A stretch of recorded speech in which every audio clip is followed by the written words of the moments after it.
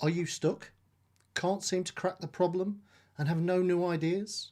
Are you going round in circles? Well, if the answer is yes, then stick around. The good news is there's a technique used by millions that will stretch your thinking and open up your inner creative. In just 5 minutes, you will unlock ideas that can solve almost any problem.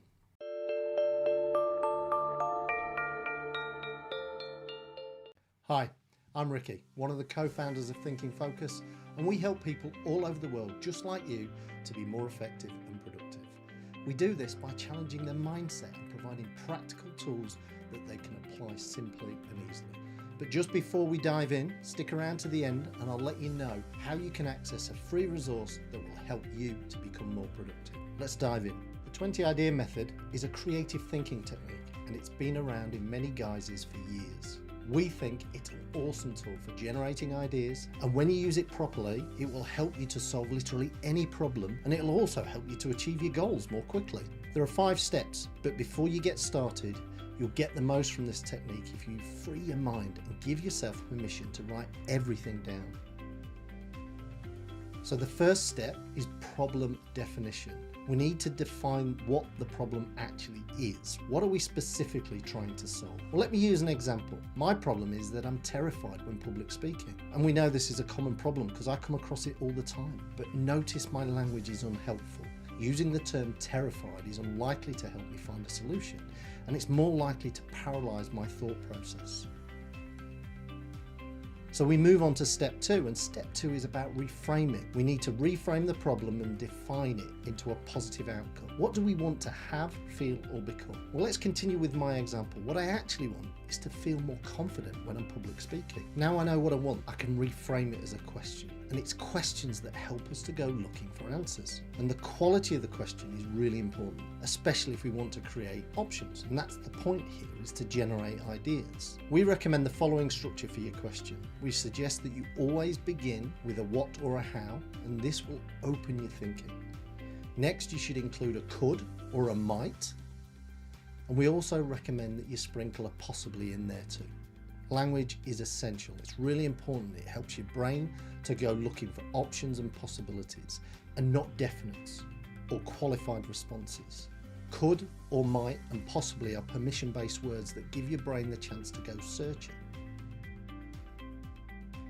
And that brings us on to step 3. Step 3 is about preparation. And this comes in 2 parts. Part 1 is to focus on your frame of mind. You need to be open and allow your brain to search freely. Just think about when you perform a search on your computer. You type in a term that you want to find and your PC goes looking and it returns everything that matches that search criteria. It doesn't qualify what's good and what's bad, it just goes and finds things that meet the actual criteria that you wanted. This technique is similar. So allow your brain to search freely and your job is to capture what it returns, no matter how wacky. And that brings us perfectly onto part 2, where you need to grab a pen and a piece of paper, write your question at the top of the page, and then what I'd like you to do is list 1 to 20 down the left hand side, and I mean write every number. It will help you on the exercise. Once you've done that, you're ready for step 4.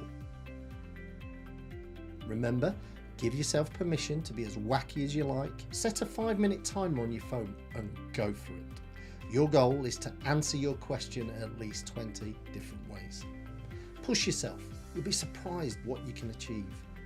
Now, just one word of caution though. Beware of analysing each idea. Simply write everything down. The secret is to keep your pen moving. You can evaluate your ideas later. Check our video on critical thinking. The link should just be above.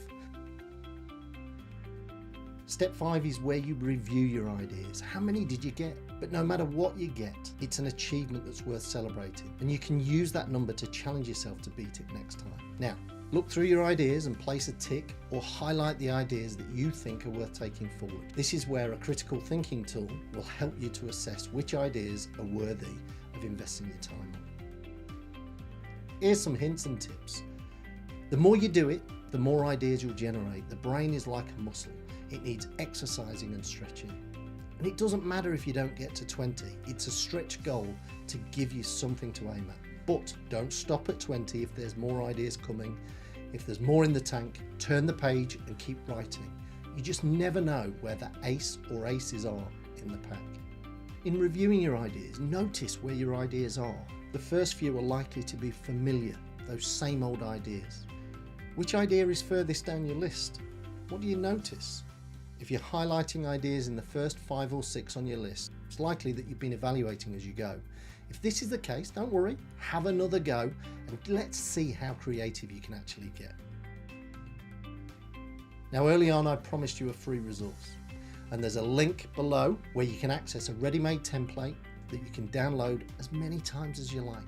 We love hearing how people get on. Leave us a comment to share how you found the technique. Why not share your personal best and let us know how it's helped you to become unstuck. Feel free to share the video with your colleagues, and if you get value, smash like. It helps us, but it also helps others to find it and benefit from the technique. And remember to subscribe so you don't miss out on future videos. Thanks for watching. See you next time.